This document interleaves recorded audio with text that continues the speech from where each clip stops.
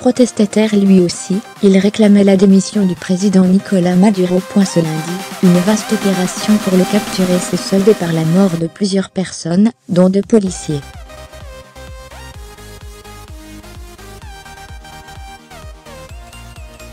Les membres de cette cellule terroriste, qui ont opposé une résistance, ont été abattus et 5 d'entre eux ont été arrêtés, a annoncé le ministère de l'Intérieur dans un communiqué, laissant entendre que l'opération était terminée, sans préciser si le pilote mutin, Oscar Pérez, avait été tué.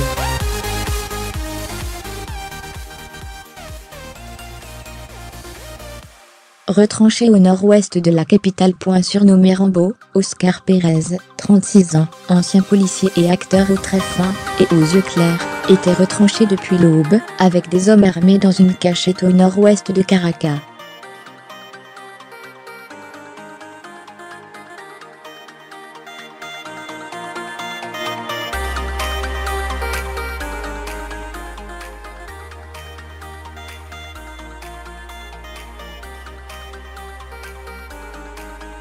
Il y accuse les autorités de vouloir le tuer bien que lui et ses hommes soient disposés à se rendre.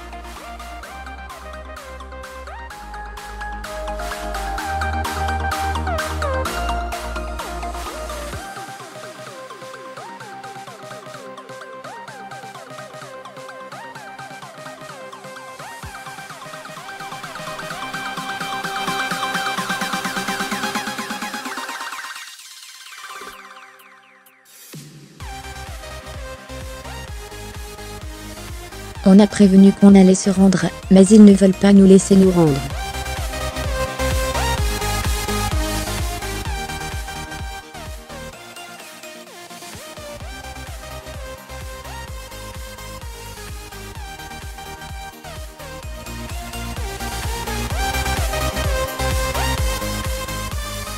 Nous allons mourir debout en défendant notre patrie, mais jamais à genoux devant les tyrans, lance-t-il dans une autre.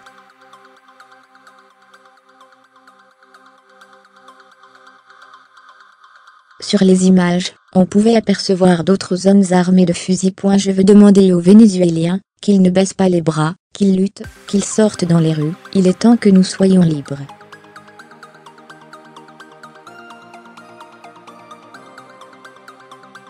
Vous êtes les seuls à détenir le pouvoir à présent, poursuit le pilote. Dans un de ses derniers messages, l'ex-policier s'adresse à ses 3 enfants, à qui il explique avoir mené ses actions contre le gouvernement pour eux, et les autres enfants du Venezuela qui souffrent les effets de la crise économique frappant ce pays.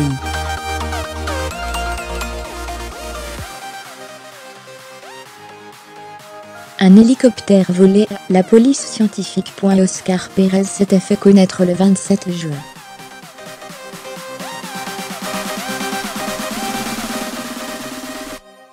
Ce jour-là, en compagnie d'hommes non identifiés, il avait survolé Caracas à bord d'un hélicoptère dérobé à la police scientifique.